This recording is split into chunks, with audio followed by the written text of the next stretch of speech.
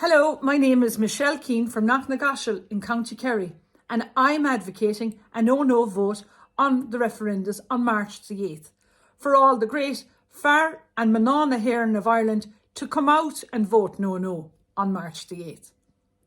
There's a new dawn approaching in Irish history, and the Irish people are sick of these proposed twin referenda elections and are now going to come out and defy the Irish government and now Sinn Féin with a strong no overall majority on March the 8th.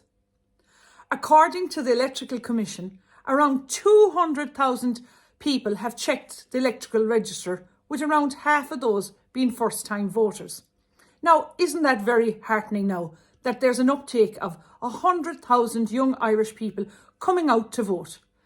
This vote will now be their voice and give these young people of Ireland the chance to express how dissatisfied, along with giving them the opportunity to vote no on these twin referendums and keep us great ladies in the Constitution, which was enacted by our great forefathers in 1937.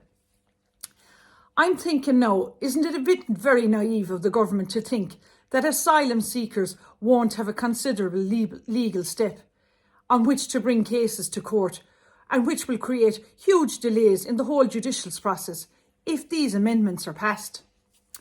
In my opinion, if this family amendment passes, it will be in the interest of economic migrants, and they will use these amendments if it passes. And maybe, lads, even one better, they will be entitled to get free legal aid, depending on their financial circumstances, whether they have money or assets, and while us, the taxpayers, could end up funding these expensive court proceedings. Take this now for an example. A gentleman from Kenya in Africa could make an argument in an Irish court that they're entitled to family protection. This would create huge migration issues and asylum issues, and in my opinion would open the floodgates up for more to come. Were you aware that 60% of people seeking international asylum protection in Ireland are not entitled to it, which is costing our so-called Free State millions amounts of money? The government and Roderick O'Gorman need to stop propagating this lie that the Constitution somehow says that a woman's place is in the home. This is now a very exciting time in this new chapter of Irish history for women in Ireland to voice their opinions.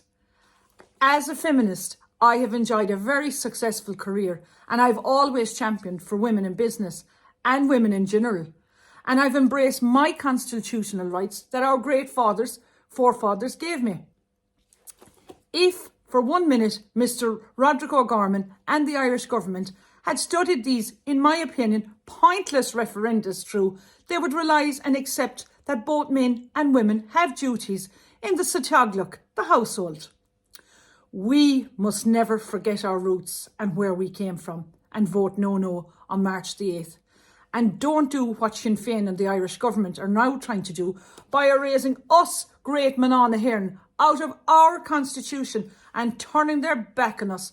After all, it was the Irish people who voted them into power. But as we see now, the tide is turning and a new dawn is awakening. Us feminists and Mná hÉireann are perfectly fine and protected under our Constitution enacted by our forefathers in 1937.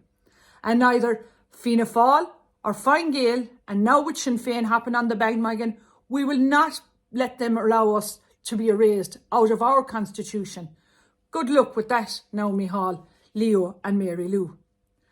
I am deeply heartened now and confident after launching my own no campaign and the massive support and following that I am now gaining on a daily basis, that I am confident that these referendums will be defeated and a substantial no majority.